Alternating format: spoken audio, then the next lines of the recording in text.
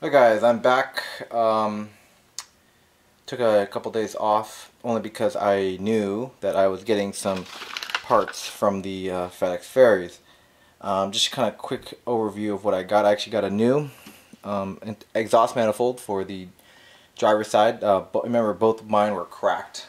This one actually comes with another heat shield, and actually you can see right here it comes with a bung for, I think, an O2 sensor, but in actuality the looks like the O2 sensor is on the downpipe on that side. And here, let me show you real quick the driver's side one. There's nothing there, so they left a plug here, which is really good for me, to plug up what I don't need. So hopefully maybe I'll just get some like high temperature tape or something to really kind of lock this down. Probably some maybe Loctite Red engine thread locker, and really just torque this down and make sure it doesn't come out, and not use this if it's not necessary. Came with a few studs and some nuts. I also got a crankshaft seal. Now I actually got one of these, but it's actually for the rear rear of the engine on the block. This is actually for the front. So I'm in the front, I've got the crankshaft off. We might as well replace the seal anyways. Totally forgot to get this on the last order, but that's good. Got another set of head bolts, exact same as the other ones. 13 bolts, I think. Yes, 13 bolts and washers. Totally got those. But what I really got, and I hadn't told you guys, that I was actually looking for, was this. This right here is a Nissan Quest 2002, so same year as the Xterra Alternator.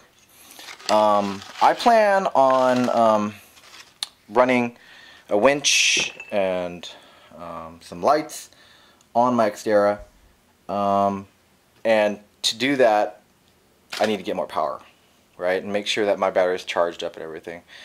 This is a stock alternator, and this only puts out 80 amps.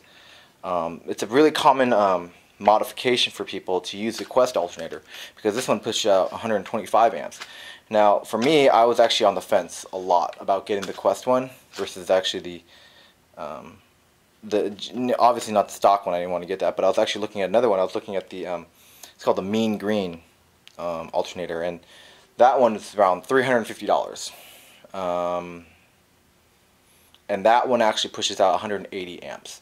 That's a lot of juice, and for me, not having a fully modified, tons of lights, running a ton of accessories, or even like a ton of like stereo equipment, it's not really feasible to buy something that gigantic. So I decided just to go with the Quest one. I called around a lot. I went to car-part.com, put in my information. I actually just went to West Coast and searched for 2002 Quest alternators. The guy I bought this from, the junkyard that I bought it from, claimed, and I want to confirm this, and I can, that this came off of a Quest that on the label here it says crush car, so I'm assuming it got in an accident. 2002 Quest. It looks totally like exactly like the other alternator, the Xterra alternator. But he said that it was 46,000 miles on this alternator, on the engine itself. I'm very skeptical. 2002 and only has 46,000 miles. Granted, it could have been on an accident. It could have been sat. Who knows? So I'm actually there's a VIN on here on this sheet, and on the receipt that the guy gave me too as well. I'm gonna run it and just kind of take a look, because I was getting. I actually called, like, I would say like 10 or 15 different junkyards to find one, and they were quoting me like 160, 100. Lowest I had was at 140. No, I'm sorry, 106 is my lowest, and I got like 140, 170, 200, like no guarantees and whatever. I want to make sure I found an OEM one that I knew that fitment's going to be better. It's not going to be like an AutoZone special, and I also want to make sure that I get the best bang for my buck. I didn't want to spend over $100 for this alternator, and luckily for me, the guy that quoted me on this one, $45, $15 shipping, and since he was in Oregon, no tax.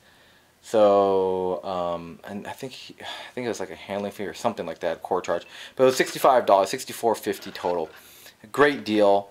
And if the guy was being legit with me in regards to how much mileage is on here, I got a steal. I mean, I couldn't ask for more.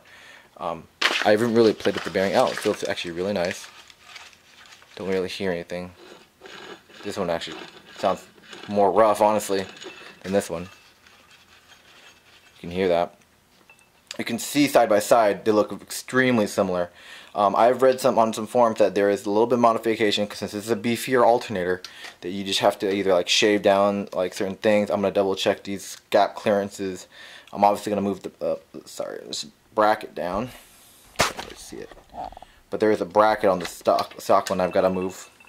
I checked the plugs, everything looked good. One thing, and I think this is because they're shitty packaging. This guy really fucked up my packaging. Was that this right here? You can see this. This is a where the positive end is. You're supposed to mount the positive. It's bent. I'm just gonna try to bend it back. I actually marked it on this one over here, red, and it's supposed to be straight, but this one's bent.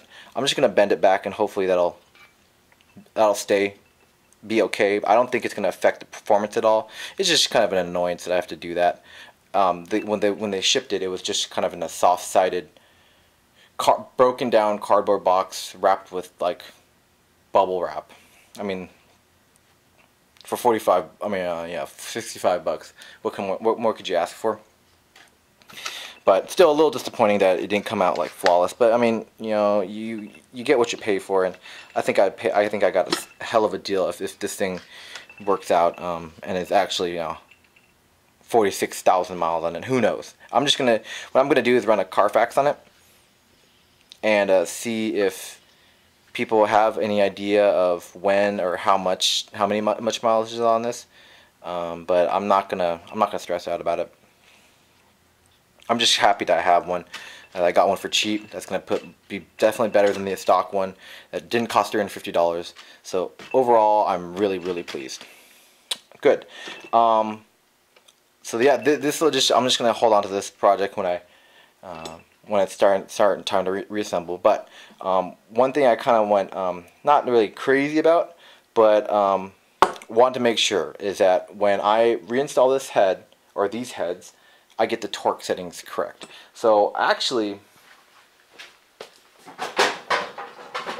I have something to show you. I have a torque wrench to snap on. I actually got this at a pawn shop, and I highly encourage you guys to check out pawn shops if possible, because you can find hell of a deal steals in there for guys who are getting out of stuff, or they need some cash, and after a certain amount of time they get put on the floor. I got this torque wrench, and I saved this because I was actually really proud of myself. For it was listed for 120 bucks. But I got 50% off. I think I actually got it cheaper, so I think it got around 50 bucks. Not 60 bucks, but I got a steal of a deal. I think it's a really nice torque wrench. It's old, no question about that. But how do I know that this thing is actually calibrated? That was my concern. I want to make sure when I'm torquing this head down that I'm not over torquing, under torquing, whatever. I want to make sure that I'm locked into what I need to do it. Now, I actually went on Amazon to try to figure out, or actually I went on Google to find a place that I could do it. And I know that if you're a pro, if you are building race engines, if you're doing crazy applications, when you need crazy good accuracy, like 0.1% or whatever, you should take it to those places. And they're going to charge you like $600, $700, $800 to get your stuff calibrated. We're in the garage, my ghetto garage. I'm doing this all myself. $300 Xterra. I'm only working on what I got with. I actually found this. This is a torque wrench, digital torque wrench reader from Harbor Freight. That is something that I feel like I've actually read a lot of reviews that people said that this thing is actually pretty awesome. I've found it to be not bad accurate. It comes actually with a sheet of the QA, quality control, quality assurance, that it's within 0.3, I think, %, which is pretty damn good. I read on Amazon, so there's like an Allied or All-Trade or whatever one, basically the exact same thing, and I really do think they come from the same factory in China. But the guy he's actually a tech who works with calibrating torque wrenches and calibrating torque or whatever, and they have that crazy, $100,000 machine that they use to be super accurate about calibrating torque wrenches. And he used the All-Trade one or whatever, and said it was really well done. It's like $35 for that, or maybe it was more. It was like maybe $45. Anyway, so in the comments, because he seemed to be like a really knowledgeable about these things. I think his name was C. McCoy or something like that, if you look on Amazon for these things. I found this at Harbor Freight, and somebody actually asked him about the Harbor Freight one, and I was like, ooh, this is relevant, because I had actually bought this already. And the guy said that it wasn't horribly inaccurate, but the Allied one or whatever, the one that he was reviewing, was better. But honestly, they looked exactly the same. I could probably see these coming from the same factory, no question. But in my opinion, I mean, he even said, if you're just not worrying about or building a race engine, or if you're not doing anything like that, doing some crazy stuff like that, don't worry about it. This is fine with what you're looking for. This is like $25 at Harbor Freight, or cheaper if you have a 20% off coupon or whatever. So I'm good to go on these. I think this is gonna be fine. What I'm gonna do though is, that one actually on Amazon came with a square block that you can actually put in a vise and actually calibrate your torque wrench. So taking your torque wrench and calibrating off of that. I think what I wanted to do was just double check. So every time that, looking at the adjustments I have to make, where it's gonna go from different torques a lot. What I'm probably gonna do is get this mounted in the vise. Put the torque wrench on there, get it set on my torque wrench to the best that I can get it. Double check it like maybe 5 times on this before I go ahead and take it over to the car. I want to get it, within at least a percentage, like, I don't know, 1%, 2% of where I'm supposed to be. And if I can do that off this and have the settings also on the torque wrench, I think I'm good. I'm not going to worry about it too much, because a lot of these torques are in ranges too. So like the final torques are within, it's really, yeah, it says like turn cylinder head bolts, angle wrench tightened head bolts to 54 to 64 Newton meters, or I think it's Newton meters, but 40 to 47 pounds. So that's a pretty big range. 7 pounds, 7 foot-pounds. That's a pretty big range. So I'm not gonna worry too much about like being incredibly accurate. And I want to make sure that obviously I double check this thing all the time, but I'm not gonna be worried about being incredibly accurate. One thing I have a problem with though is that so the one on Amazon came actually with a block. I don't have that. This actually, let's see if I can pull it up. Yeah, so this is a 1/2 inch end, and you can put a socket on this and just use it straight up as a torque wrench if you put your ratchet on the end. I don't have that, but I do have a lot of spare kind of big old bolts. What I think I'm going to do is kind of a quick side project. I'm going to go ahead and find an extra 1/2 inch bolt that I'm not using. This is, I don't know if I'll do this one. This is 1 1/4 inch. Something else. But what I'm going to do is take a piece of scrap metal, probably, I think I just have some bar stock or something like that, and actually weld the spare socket onto that, so that then I can just kind of set this on top in my vise, have it there, and also have that torque wrench. This is actually a 3/8 inch adapter, because this one actually is a 1/2 inch too as well, so I have a 3/8 to 1/2 inch. But I think I'm going to do that really quickly tonight. I'm probably also going to get the head bolts in, and just double check and make sure I get the order correct for the other one, the other head that I hadn't done yet. and maybe do the front seal. But other than that, I think I just want to get this thing set, ready to go, so that when I am ready to get the head back on, I can be all torqued up, ready to go, get everything set, and then make sure I get all my torque values right. But yeah, so sorry about the long video, 15 minutes, but I think it was really important to kind of get you guys updated on what my progress was, because I know that sometimes a lot of my videos are really short, and they're just kind of showing you what I had done or what I'm going to do.